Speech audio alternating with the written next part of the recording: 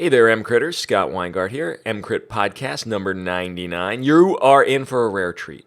I've been waiting for this podcast to come out since the scientific assembly last year. Joe Novak is an emergency physician who was an F-15 pilot, a combat aviator, and he had done a lecture at the scientific assembly on applying combat aviation precepts to emergency medicine and resuscitation. And this makes complete sense because it never really clicked with me to take standard aviation, normal commercial pilots and their concepts, and apply it to emergency medicine. It makes sense for anesthesia. They do something very similar. Most of their things they do are routine. They're planned out. We live in a chaotic world, and what world is more chaotic than fighter pilots? So he actually feels combat aviation is a better fit for emergency medicine and critical care, and I couldn't agree more after hearing this lecture. He recorded it specifically for the podcast.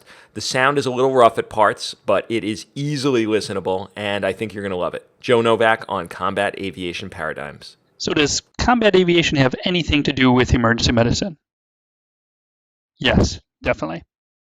And it's my hope that by the end of this talk, you will see just how powerful and transferable combat aviation paradigms, procedures, and processes are to emergency medicine. Now, just a quick background on me. I studied engineering undergrad, joined the Air Force, and went on to fly the F-15C. Just so happened that I went mission ready on September 10th, 2001. The next day, we all know what happened. And within hours, I was sitting 5-minute alert with live missiles strapped to my jet. Ironically, the feeling I had that day was very similar to the feeling I had my first night on call in an ICU the first month of my internship. I was absolutely overwhelmed. After flying for 6 years, I went on to medical school, and naturally, I pursued emergency medicine. Now, here I am in 2003, literally in that crowd there, watching the Air Force Thunderbirds. These are some of the world's greatest fighter pilots. These are the Amal Mattus, the Stuart Squadrons, and since we're on EMCrit, I'll say the Scott Weingarts of the fighter pilot world. This pilot is performing the very dangerous, fully committed, heavyweight split S maneuver. He's done it thousands of times before, but this time to disastrous effect. Over the next 20 minutes, we're going to use lessons learned from combat aviation disasters like this and apply those lessons to our EDs. Now, do me a favor. Think about a nightmare scenario. A perimortem C-section, a pediatric code, a multi-system trauma, something you might have had yesterday. How'd you feel? Did you feel like this? Inverted, discombobulated, and about to stick your nose into a disaster? Let's consider a crashing 55-year-old GI bleeder. The nurses are having a hard time getting IV access. The patient is getting somnolent. Everyone is well-intentioned but completely disorganized. There's a vacuum of leadership because you are so task-saturated you can't provide that leadership. You haven't intubated something like this or something similar in yours. Your mind is running around in circles. You're embarrassed to ask for help or reference any resources. You fixate on his O2 sats going down, down, down. You recall an email from someone sometime about the new massive transfusion protocol a while back, but you don't know how to initialize it. The team is a mess. Which way is up? You are about to put your nose down and commit to a losing situation, and something very bad is about to happen. Suffice to say, this left an impression on me. That pilot survived, but I've since lost several friends in mishaps. These mishaps are very rare, thankfully, even in the face of extremely complex and dangerous combat missions. They're rare because of the fighter pilot paradigms, procedures, and processes that are ingrained into every pilot from day one of pilot training. Today, we're going to apply these lessons learned from mishaps like this and written in blood to our EDs. We're going to use these lessons learned to prevent the next tragedy from happening, like the GI bleeder I just talked about. Now, a couple disclaimers. Nothing in medicine is a panacea, but it's our duty to seek out relevant and applicable practices from other industries to make ours better and safer. Nothing here is an indictment. Medicine does some things better than the aviation world and vice versa. No one should feel on the defensive. We're in this together and we all want what's best for our patients. Combat aviation is different from commercial aviation, and in my opinion, much more applicable to our world. We're leaders that bring order to chaos. So is the fighter pilot. In fact, I believe that combat aviation is a better overall cognitive model for improving medicine than other models. However, rather than an intellectual treatise on this theory, we're ER docs. We're going to talk about practical, everyday tips that we can implement tomorrow in our ERs. Finally, this is all my opinion, not the government's. So, what is the state of the crossover literature? Well, thankfully, those two professionals on the right have already started talking. There's some popular concepts in medicine that have come from aviation that we've all heard about: crew resource management, simulations, the idea of crew rests, and checklists. In fact, in 2010, Atul Gawande's book, The Checklist Manifesto, made the New York Times bestseller list. It brought the idea of aviation and medicine to the public limelight. There's been a few other books that have discussed the concept. And it's just a quick smattering of some journal articles, some peer-reviewed journal articles on the topic. And there's quite a bit more out there, I'm happy to say. Occasionally, conferences have workshops that delve into the subject. And of course, on the internet, you will find everything. This here is essentially a call for an aviation-type safety culture in medicine, with contributing authors Captain Sullenberger, the hero on the Hudson, and actor Dennis Quaid.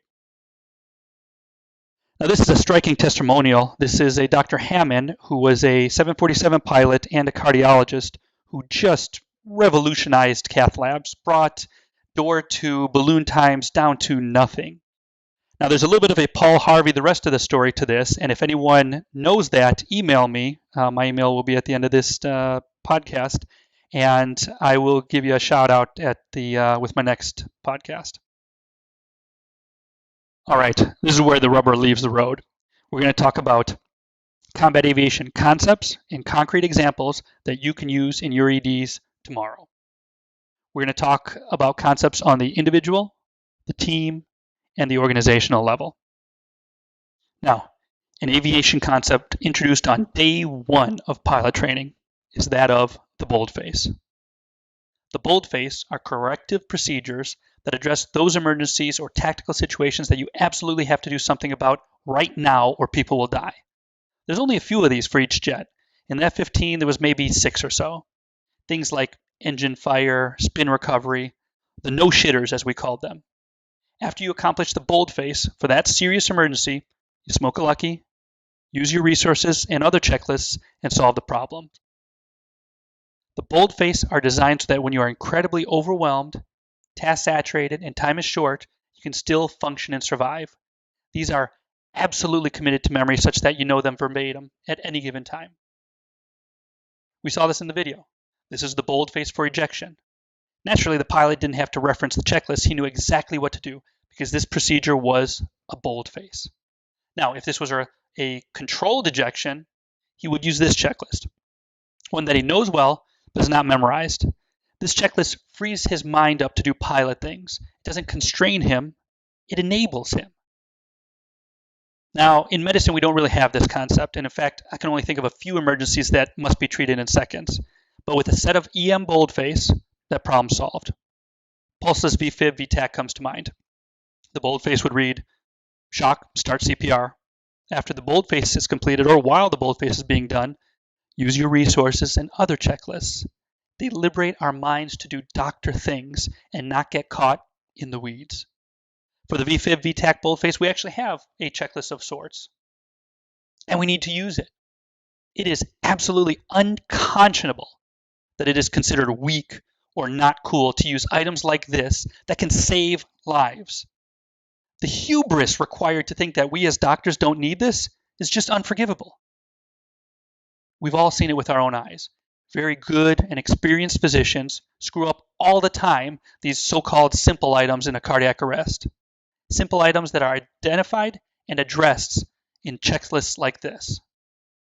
Now, somehow this guy is not too cool to use a checklist and other resources to help with an emergency. But this guy is? Come on. The boldface gives us immediate action items.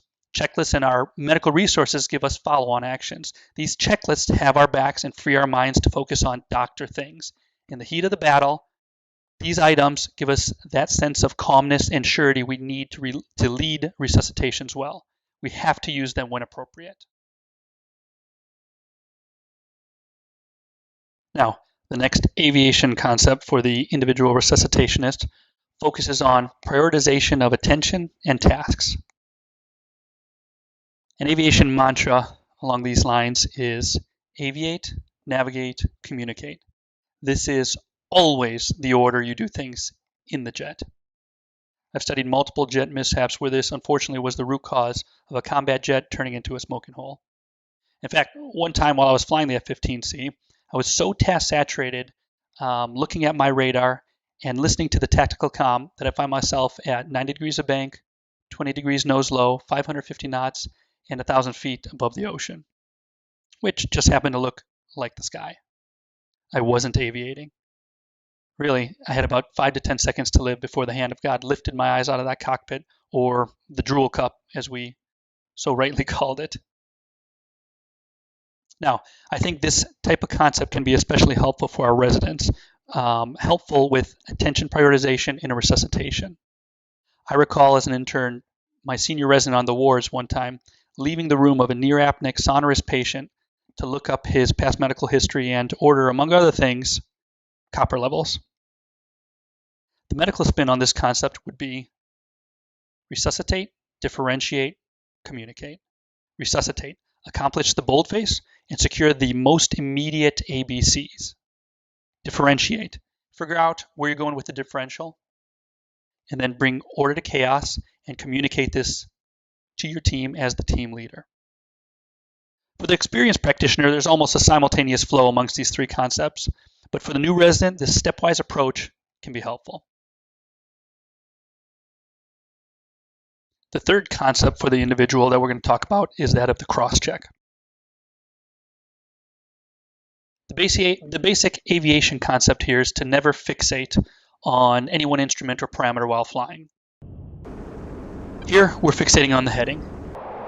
As you can see, the aircraft may be turning to the correct heading, but the speed, the nose position, the altitude are all going out of control as he screams towards the ground. It isn't until the pilot opens up his CrossCheck that he recognizes the dangerous situation and takes corrective action. Now, likewise, in resuscitation, we can't fixate on any one instrument or vital sign. We've all seen the situation where everyone is focusing on a positive fast while the patient is bleeding out, or there's a bad open tib fib fracture that everyone zeroes in on while the patient's apneic. Translating this aviation concept to medicine, we need to take a position of leadership, likely at the foot of the bed, and start our medical CrossCheck. Mine revolves around the patient. It goes something like patient, O2 sats, patient, nursing, patient, blood pressure, patient, medics, patient, ultrasound, etc. This CrossCheck helps us to look at the global picture, keeps us out of the weeds, and helps us resuscitate, differentiate, and coordinate. Now, our first team concept revolves around communication. Efficiency in communication during a dogfight is absolutely imperative. If a bandit rolled up behind my wingman, I would call Eagle 2, break right flare, bandit, you're 6 o'clock high, 1 mile. Communication follows a hierarchy. It is directive, then descriptive, then informative. Breaking down this call, we have Eagle 2, break right flare, directive. I am talking to one asset and telling him or her exactly what to do. Bandit, descriptive. This actually says a lot of information, but bottom line, it says there is a bad guy out there, as opposed to SAM or AAA or other good guys. You're 6 o'clock high, 1 mile. Informative, giving more situational awareness to my wingman. Now, how can we use this in resuscitation? Well, we've all seen resuscitations go horribly wrong because the lead physician just doesn't step up. There's a vacuum of leadership and communication. That vacuum can only be filled by us. It is why we trained and why we are there. It is what the team needs and wants. Our leadership brings order to chaos. So since we're resuscitating and differentiating, we now need to coordinate our team by using efficient and unambiguous communication. We should be directive, descriptive, and informative. Directive, talk to someone. No, I need a central line, yelled out, and no one really takes it up and does it, and then we get angry because nothing happened.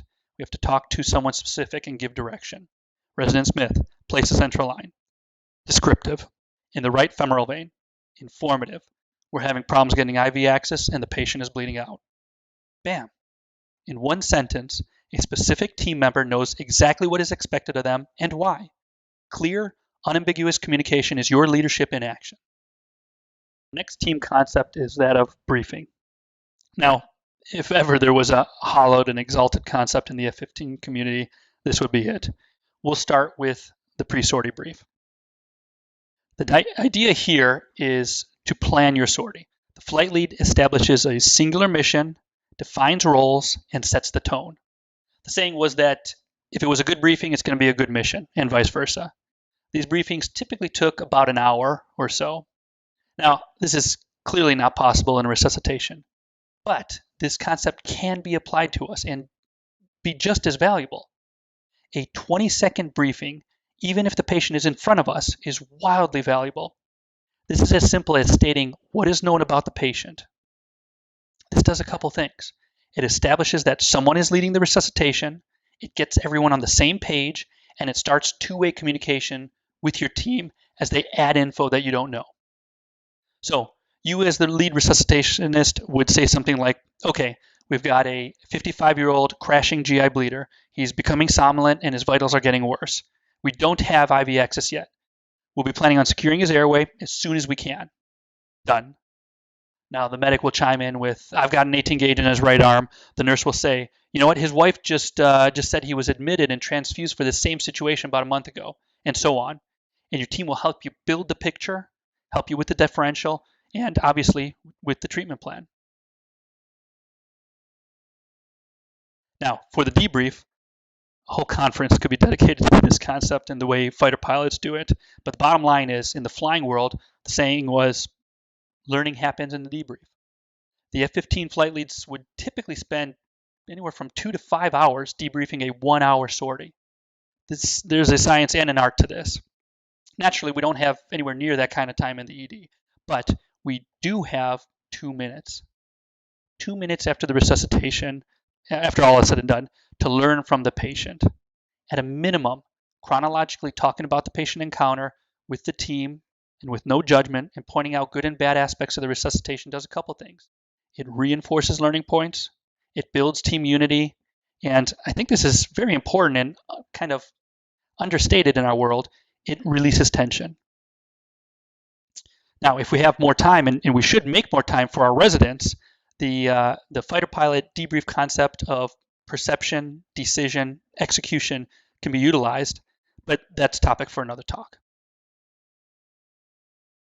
Now, onto an organizational level topic.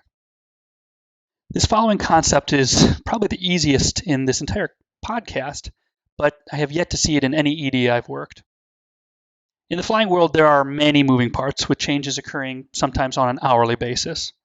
Some examples are a local taxiway is out, there are new ordnance arming procedures, the departure procedure has changed, there's new airspace restrictions, the radio frequencies have changed, a presidential flight might be occurring in the area, there's a new mishap report out, etc., etc., etc. All of these items are very important and can impact your sortie.